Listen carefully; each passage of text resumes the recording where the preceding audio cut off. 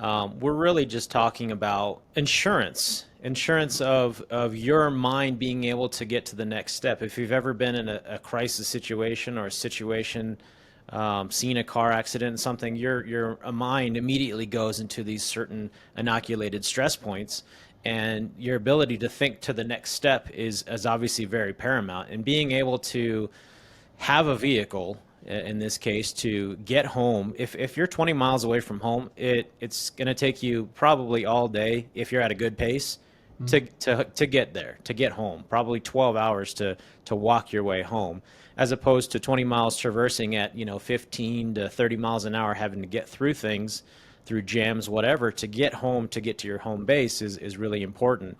And so we're not trying to say that everything that's out there right now in the ether for devices is a 100% guarantee. But there's a reason why we put locks on our doors in our houses. There's a reason why we get a guard dog. There's a reason why we get an alarm system on our house. These are all contingencies for essentially our ability to be prepared for the situation. And instead of walking into a construction site with a hammer, you have your hammer, you have your tools, you have this tool for that tool.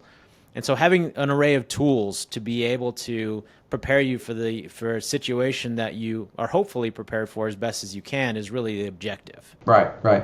Yeah, and I looked at preparedness. I'm not just in EMP preparedness, but in preparedness as a whole, right? I've been involved in this community a long time, and I have a handbook out. You can talk about it, or show it to customers if you want, but there's a big handbook I wrote when I first got in the community, where I looked exactly what you're saying. I tried to look at all the different kind of threats we might face, and I tried to, I read every preparedness book was out on the market, and I tried to sort of boil it down to what I thought was most important and what worked.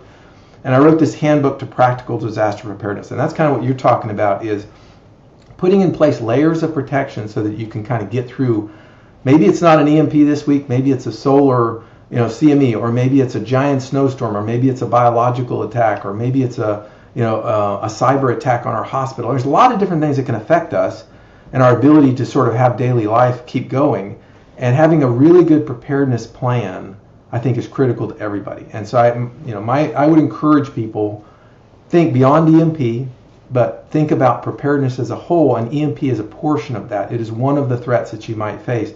And what you find is a lot of your preparations overlap. Right? You still need food and water and power and other things for all of these things, and some are impacted, some are not, based on different threats. But kind of create an overall preparedness plan, and that's what I talk about in the handbook. And then EMP falls into that. I mean, it's part of it. So that's kind of my thinking.